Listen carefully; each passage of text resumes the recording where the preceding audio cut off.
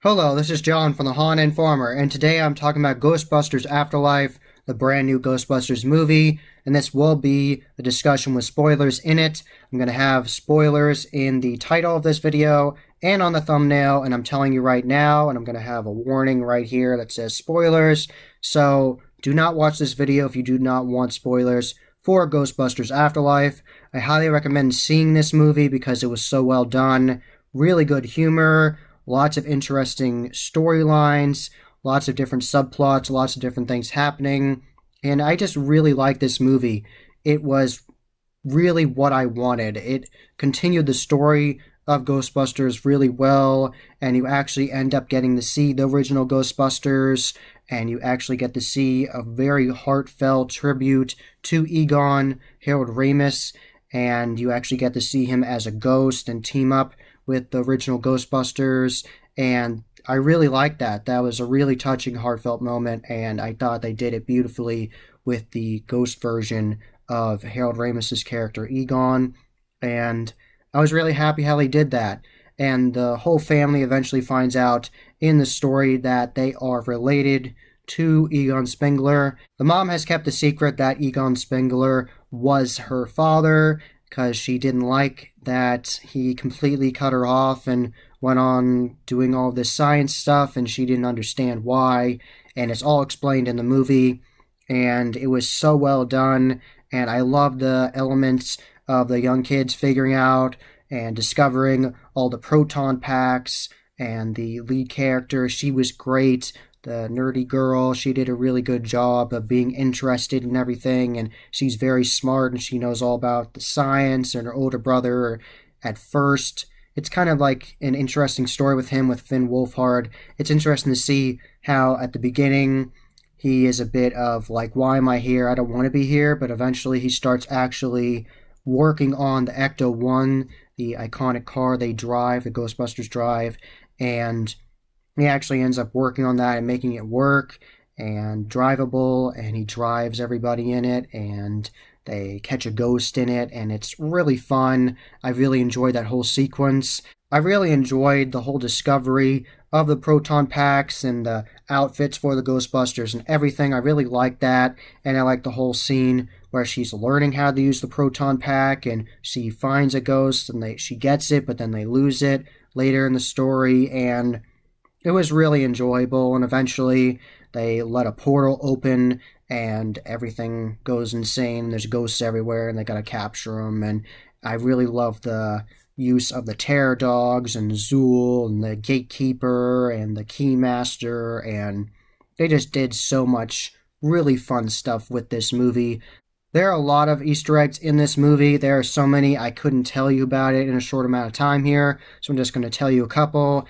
And of course, they have homages with the first Ghost. It's a Slimer-like Ghost. It's not Slimer, it's a new character, but it's very Slimer-esque, so that's an obvious homage. And you get to see the Ecto 1, you get to see the original Ghostbusters, and you get to see Egon as a ghost, and you get to see lots of different uses of the proton packs and all the Ghostbusters equipment, and it's really fun. And you get to see lots of different homages to the original ghosts from Ghostbusters when all the ghosts are let out, and you get to see Zool and the terror dogs.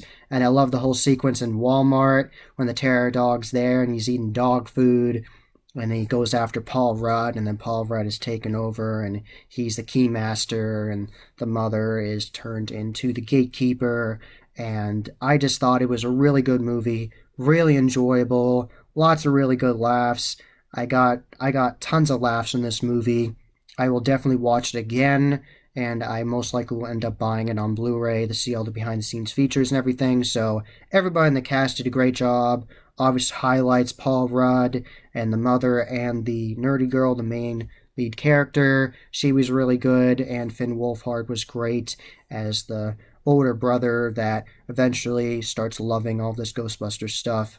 And Podcast was great. He was a really good comic relief, smart, fun character that works with the whole storyline. So I really liked the movie. It was very enjoyable, and I could easily see this being very much influenced in the haunt industry in the future. In case you didn't know, at a Universal Studios Orlando and at Universal Studios Hollywood at the Halloween Horror Nights events in 2019, they did Ghostbusters, the original Ghostbusters, as a haunted house. And some people don't like it because they were like it wasn't scary enough, but it really was a perfect homage to that movie. And it was really well done. And I'll have both those walkthroughs linked in the description below from other people's channels that went through it and filmed it. And they were both really good houses from what I could tell from YouTube, and they looked like a ton of fun. And both of them had fun scares incorporated in it, and they were just, both mazes were different. And they call haunted houses mazes at Halloween Horror Nights Hollywood, and they call them haunted houses at Universal Studios Orlando. So just to let you know that differentiation. So Ghostbusters Afterlife is a very good movie. It is really worth your time. You'll have so much fun. If you've seen the original Ghostbusters, you'll really appreciate it. And I just really enjoyed it. I was so happy when I came out of the movie theater. I was like, this was so good. And I was just so happy. It really made me happy. The tribute to Harold Ramis with Egon was so well done, so well executed, and the whole movie was so much fun. And of course, I have to talk about the mini Stay Puft Marshmallow Men that you see in Walmart, the Walmart cameo. That was so funny, and later on you see them near the end, and it was just so much fun. And it's just a really enjoyable movie. Definitely check it out. And haunted houses in the future could use multiple scares from this movie. There are a couple quick startle scares, jump scares of the terror dogs growling at the screen or running at the screen all of a sudden, and that's kind of intense and interesting. So definitely look for that in haunted houses in the future to see if they have more terror dog inspired scares with the puppets of the animatronics and the puppets. That would be really cool to see, and have more puppets and animatronics that are based on these new ghosts that they've created for this movie. The house the family lives in and the workshop next to it have a very unique look to it, very distinct look with the facade of the building and how the structure is built and everything. And there was also a really cool area where they did a whole puzzle to find the trap that would trap the ghosts.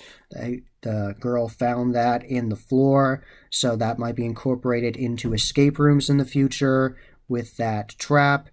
So it was so much fun. Haunted houses definitely could use that. They could, of course, play the Ghostbusters theme. I know that Bates Motel and Haunted Hayride plays the Ghostbusters theme and does a light show with the Bates Motel facade, so I won't be surprised if they keep on doing that. Definitely be on the lookout for inspiration from Ghostbusters Afterlife at the Transworld Haunt Show in 2022 and Midwest Haunts Convention 2022, and haunted houses in general and the whole haunt industry, whether it's escape rooms with the puzzle that you saw there, or you also could see it in haunted houses and haunted attraction experiences.